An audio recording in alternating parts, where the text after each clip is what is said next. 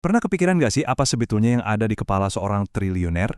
Hari ini kita bakal coba bongkar sistem operasi di balik salah satu kerajaan bisnis terbesar di Indonesia yang dibangun oleh Hermanto Tanoko. Oke, langsung aja ke pertanyaan utamanya. Gini deh, apa cara mainnya sama waktu Anda punya 100 miliar dibanding pas sudah punya 10 triliun? Ini bukan cuma soal angkanya yang nambah ya, tapi soal strategi yang skalanya benar-benar beda total. Yuk, kita bedah bareng-bareng. Jadi, kita lagi ngomongin siapa sih? Hermanto Tanoko, orang terkaya nomor 9 di Indonesia. Ini bukan lagi soal sukses biasa loh, ini udah levelnya dominasi. Tapi untuk benar-benar ngerti cara berpikirnya, kita harus putar waktu sedikit. Karena seperti banyak cerita hebat lainnya, kisah ini dimulai dari posisi yang paling nggak enak, posisi paling buncit. Coba bayangin ya, tahun 1982, pasar cat di Indonesia itu udah kayak lautan yang isinya hiu semua. Ada 400 merek, semuanya saling sikut, saling makan buat bertahan hidup. Ini bukan persaingan ketat lagi, ini udah medan perang. Nah, di tengah 400 pemain itu, Avian ada di mana posisinya?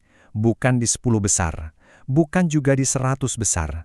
Mereka ada di peringkat 400, paling akhir, paling bawah.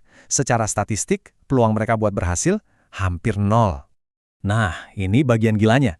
Di satu sisi, faktanya mereka ada di posisi paling bawah, di dasar jurang. Tapi di sisi lain, ayahnya menanamkan impian yang setinggi langit, jadi nomor 1 di Indonesia. Realita yang pahit banget ketemu sama ambisi yang kedengerannya mustahil. Dan inilah yang jadi bahan bakarnya. Terus, gimana caranya mereka bisa naik dari posisi paling buncit? Jawabannya, ini. Mungkin bakal menantang semua yang kita tahu soal sukses instan di zaman sekarang.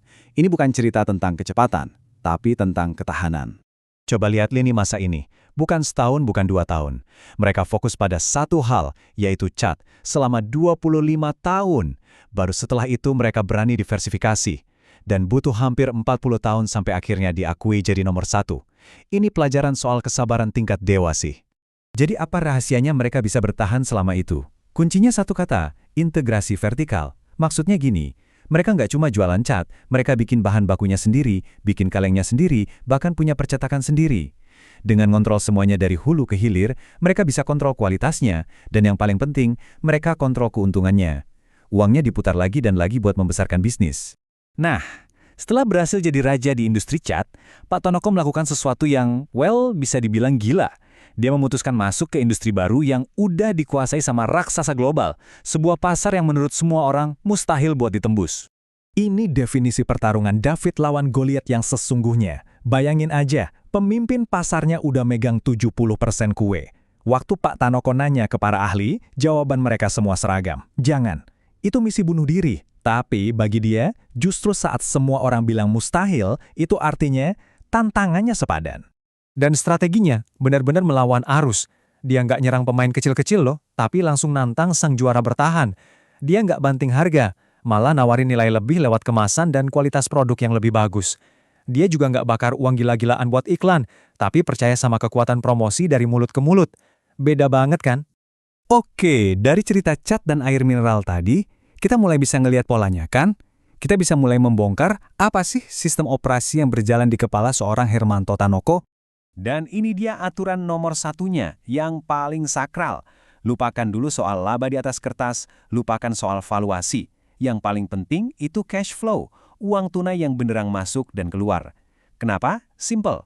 Selama cash flow positif, bisnis itu punya napas. Dan selama bisnis masih bisa bernapas, ia bisa terus bertarung, nggak peduli badainya segede apa. Sekarang kita bahas soal risiko dan kegagalan. Wah, cara pandangnya beda banget. Buat dia, gagal itu bukan akhir dunia. Itu cuma biaya sekolah yang kebetulan mahal aja. Risiko terbesar itu apa? Bukan waktu kita ambil risiko, tapi justru waktu kita nggak ngapa-ngapain. Karena di dunia bisnis, kalau kita diam di tempat, itu artinya kita sebenarnya lagi mundur. Dan ini nih, mungkin bagian paling jenius dari filosofinya, sebuah paradoks. Coba lihat, dalam urusan strategi keuangan, dia super konservatif, hati-hati banget. Tapi, begitu ngomongin ekspansi bisnis, dia super agresif, kayak predator yang nggak kenal takut. Bertahan dengan sangat kuat, tapi menyerang dengan sangat ganas. Dan jangan salah ya, ini bukan cuma sekedar teori bisnis yang keren di buku. Sistem operasi ini jadi penopang hidup bagi lebih dari 35.000 karyawan. Ini bukan lagi soal angka di laporan keuangan, tapi soal dampak nyata dan tanggung jawab yang luar biasa besar.